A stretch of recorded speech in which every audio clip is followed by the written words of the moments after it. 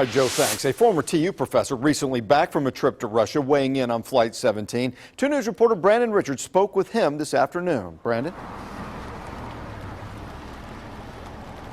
Well, the professor led a Tulsa group on a study trip to Moscow. Now, he's waiting to learn more about what happened to Flight 17 like the rest of us, but he says there are a few things that do stick out to him. First, he doesn't believe this was retaliation for U.S. sanctions against Russia. The U.S. sanctioning Russia for backing rebels in eastern Ukraine who are fighting the duly elected Ukrainian government. He says pro-Russian rebels have nothing to gain by shooting down a civilian aircraft, especially one from Malaysia.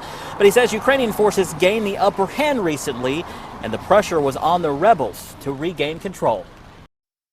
But I think ultimately the Russians are going to have a lot more suspicion laid on their side than the Ukrainians.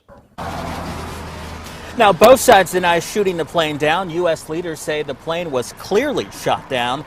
The professor says if the plane was shot down, it was likely unintentional, mistaken for a military aircraft. But obviously, this does nothing to get us closer to peace, which he says can only be achieved when both sides put down their weapons, sit down, and talk.